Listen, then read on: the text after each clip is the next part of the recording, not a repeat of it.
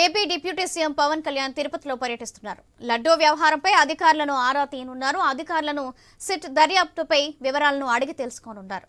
అనంతరం సాయంత్రం 4 గంటలకు వారాహి బహిరంగ సభ నిర్వహించనున్నారు. సభలో వారాహి డిక్లరేషన్ను ప్రకటించబోతున్నారు.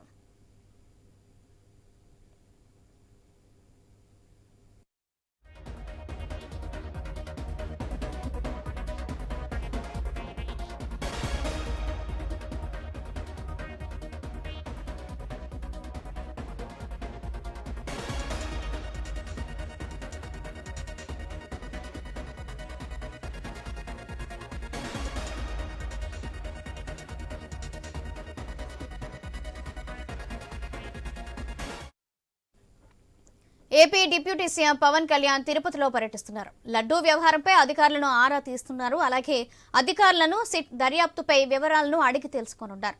అనంతరం సాయంత్రం 4 గంటలకు వారాహి బహిరంగ సభ నిర్వహించబోతున్నారు. సభలో వారాహి డిక్లరేషన్ను ప్రకటించనున్నారు.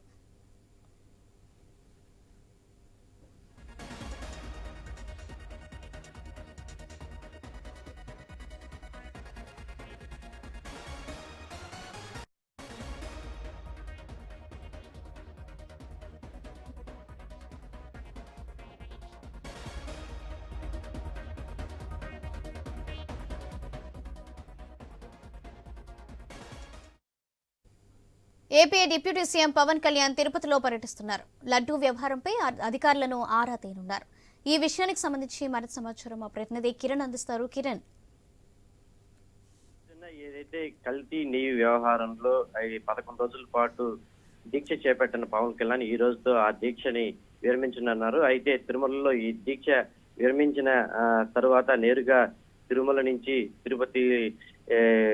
తిరుపతిలోని బాలాజీ కళలోని జ్యోతిరావు పూలే సర్కిల్ చేరుకుంటారు. అక్కడ ఈ వారాహి సభకు సంబంధించి అదేవిధంగా వారాహి డిక్లరేషన్ సంబంధించి మాట్లాడే అవకాశం అయితే ఉందని చెప్పేసి ఇప్పటికే పార్టీ వర్గాలు అయితే చెప్తున్నాయి. అయితే ఈ వారాహి డిక్లరేషన్ సంబంధించి సంచలన వ్యాఖ్యలు చేసే అవకాశం ఉందని కూడా ఇప్పటికే పార్టీ వర్గాలు అయితే చెప్తున్నాయి. ఎందుకంటే 11 రోజుల పాటు ఈ ప్రాయశ్చిత్త దీక్ష చేపట్టిన నేపథ్యంలో ఈ రోజుతో 11 రోజులు ముగిశాయి. అయితే అనంతరం ఈ లడ్డు వ్యవహారాలపై సుప్రీంకోర్టులో ఇప్పటికే సుబ్రహ్మణ్య స్వామి కావచ్చు, వైవి సుబ్బారెడ్డి కావచ్చు, వీళ్ళు వేసిన పిటిషన్ పై ఈ రోజు 3.5 గంటల పైన మాట్లాడే అవకాశం ఉన్న నేపథ్యంలో 3.5 గంటల తర్వాత పవన్ కళ్యాణ్ ఇక్కడ ఏం మాట్లాడతాడా అనేది కూడా చర్చనీయాంశంగా మారింది. ఎందుకంటే నిన్ననే ఈ వారాహి డిక్లరేషన్ పై సంబంధించిన బుక్ను కూడా నిన్న స్వామివారి ముందు ఉంచి అదేవిధంగా మీడియాకు కూడా చూపించడం జరిగింది. అయితే దాంట్లో ఏమేమి పొందుపరిచారనేది కూడా ఇప్పుడు చర్చనీయాంశంగా మారింది. మరోపక్క